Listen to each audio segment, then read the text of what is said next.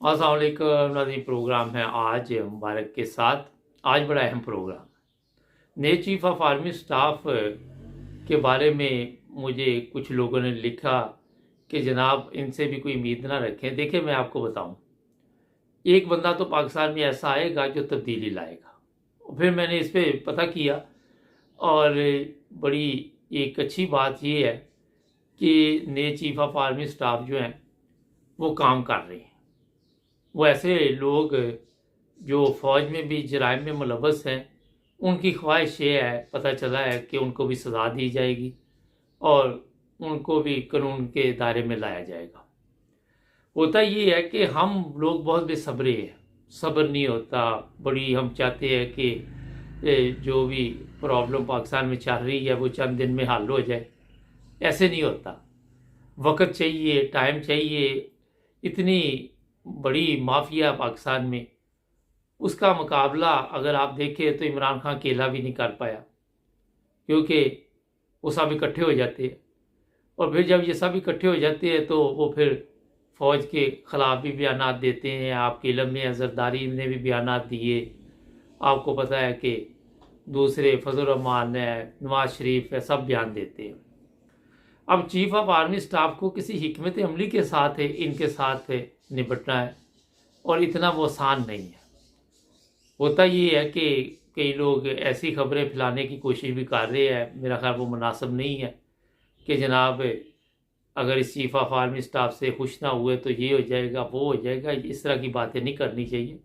देखिए, पाक फ़ौज हमारा मान है और पाक फ़ौज जो है वो पाकिस्तान की सरहदों की हिफाजत भी करती है। अब अगर आज तक कोई अगर उनको जनरल बाजवा जैसे या मुशर्रफ जैसे या दूसरे लोगों जैसे चीफ मिल गए तो इसमें पूरी फ़ौज का क्या कसूर है। इस पर मैं ये आपको बताऊंगा कि जो आपको इल्म भी है बात का कि अरशद शरीफ की वालदा से भी वादा किया गया, चीफ ऑफ आर्मी स्टाफ ने किया।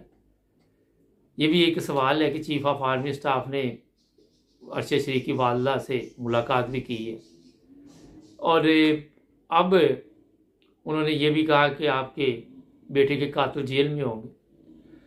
तो उनको टाइम दें, आप फौरी तौर पे ऐसी बातें ना करें जो पाकिस्तान के लिए भी बेहतर ना हो और हमारी फ़ौज के लिए भी बेहतर ना हो। हमें थोड़ा सा वक्त देना चाहिए और उसके बाद आपको रिज़ल्ट इंशाल्लाह अच्छे मिलेंगे, क्योंकि ये पता चला है कि जनरल बाजवा के साथ एक ऐसी टीम थी जो गलत तरीके के साथ लोगों पे तशद्दुद भी करती थी और भी मामलात थे। अब आपने देखा कि जो फैसला आया स्वाति का बलूचिस्तान से, वो 5-6 केस जितने भी थे, मुझे तो पता भी नहीं था कि इतने केस बने हुए हैं, तो वो सब उन्होंने खारिज कर दिए। अब वो सिंध ले गए। लेकिन तरीका यही है कि जब FIR काटी जाती है कि तो कोई कायदे कानून भी होते हैं, उसके मुताबिक चलना पड़ता है। अनकरीब सिंध से भी वो तमाम जो भी FIR जो भी केस होंगे वो ख़त्म हो जाएंगे, और एकदम आप ये सारा कुछ नहीं कर सकते, थोड़ा टाइम लगता है।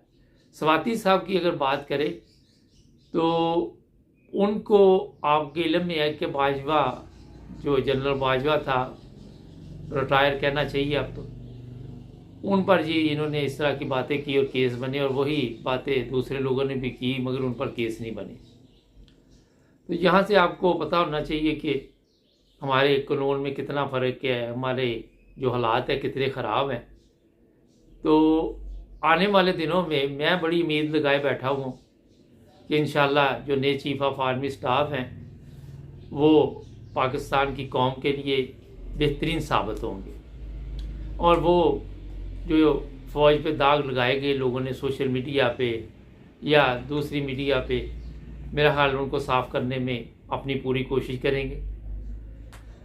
अच्छा, अब इमरान खान और अगर आप बात करें परवेज़ लाई की, तो लोग बता रहे हैं, सब जो अंदर की खबर आ रही है कि परवेज़ लाई मुखलस नहीं है, और दूसरी तरफ ये भी एक प्रॉब्लम चल रही है कि पाकिस्तान की जो अफवाहें आजकल चल रही है कि पाकिस्तान दिवालिया हो रहा है, उसको भी कंट्रोल करने के लिए कोई ना कोई हिकमत अमली बनानी पड़ेगी।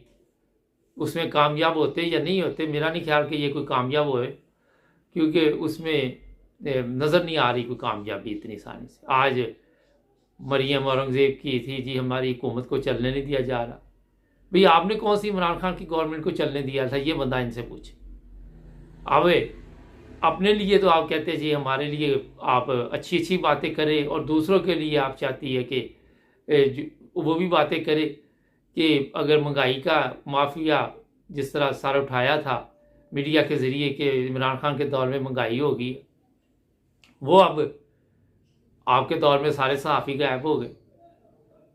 और फिर मैं कल सोशल मीडिया पे देख रहा था कि जो लोग भी प्रोपेगेंडा कर रहे थे, जितने सहाफ़ी भी थे, वो सब गायब हैं अब।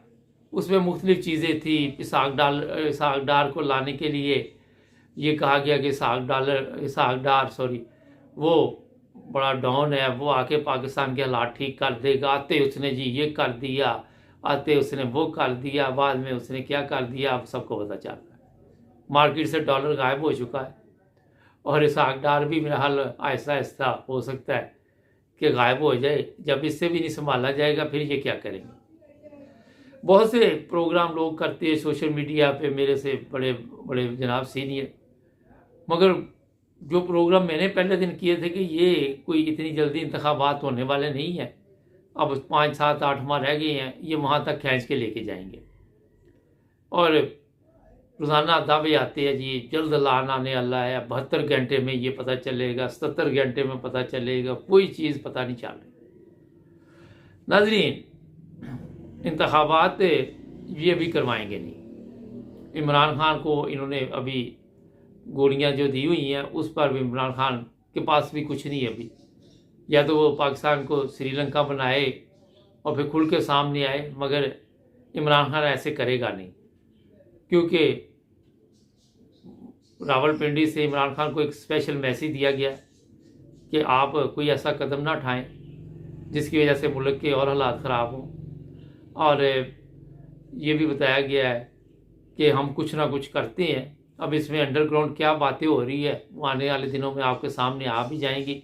अगर फ़र्ज़ करे 1-1.5 माह बाद ऐलान कर भी दिया जाता है इंतखाबात का कि 4-5 माह बाद होंगे, तो फिर भी अगस्त के पास या जुलाई अगस्त में पहुंच जाएंगे। फिर कोई मौसम का होगा जी, ये है वो है, फिर पाकिस्तान के ख़जाने में पैसे नहीं है, तो ये सब चीज़ें जितनी भी होंगी ये लेके अगस्त तक ही खींच के खड़ेंगी इंतखाबात को। हो सकता है अगस्त के बाद भी ये कि जी हमारे बस में नहीं है।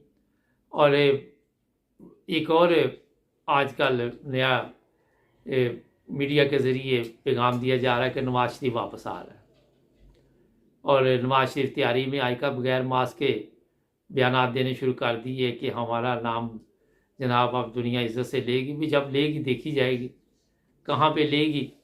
मेरा हाल इनकी अपनी फैमिली में भी इनको इज़्ज़त से बुलाते, उनको भी पता है कि ये सब हरामखोर इकट्ठे हुए हैं। तो देखते हैं जी जनाब, नवाज शरीफ साहब अभी तो सलमान शहबाज वापस गया है, उसको ग्रीन सिग्नल मिला है, अब इसको भी मिलेगा। और ये भी हो सकता है कि सबको इकट्ठा करके, जो मैंने आपको शुरू में बात की है कि ये सबको फिर काबू कर लिया जाए, और काबू फिर ऐसा किया जाए कि ये भाग ना पाए और दोबारा अदालतों में केस चले, फौरी तौर पे इनको सजाएं हो। इस तरह की भी मेरे पास इत्तला है कि इन सब को इसलिए NRO दिया अब जा रहा है क्योंकि जिन्होंने NRO दिया था उनका भी उनके अंदर भी तब्दीली आ चुकी है, और उनका भी ये प्रोग्राम है कि सबको एकदम इकट्ठा करके फिर पकड़ लो, जाने ना पाए कोई। और ये नहीं होता कि वज़ीर आज़म शहबाज शरीफ है तो एयरपोर्ट से कोई बाहर नहीं जा सकता, हुक्म कहीं और से आता है, और एयरपोर्ट पर फिर जो हालात बनते हैं आप सबके सामने। नदी ये चंद चीज़ें मैंने इसलिए आपको बताई हैं कि हौसले, अब जो ख़राब होने थे हालात वो तो हो चुके हैं। अब एक बंदा आया नया, उसको टाइम दें और फौरी तौर पर ये बंद करें। सोशल मीडिया पे उसके ख़िलाफ़ जो लोग बोल रहे हैं ये बहुत मेरा ख्याल है मुनासिब भी नहीं है, गैर मुनासिब चीज़ है। आप हर बंदे को दूसरे के साथ नहीं मिला सकते, हर बंदे ने अपने मुताबिक काम करना होता है, उनसे टाइम चाहिए होता है। कोई बीमारी भी लग जाए जिस्म में तो उसको भी टाइम चाहिए होता है ठीक होने में, बीमारी तो फौरी तौर पे आ जाती है। तो हमारे चैनल को सब्सक्राइब करें, जुड़े रहिए हमारे साथ, मिलेंगे नए प्रोग्राम।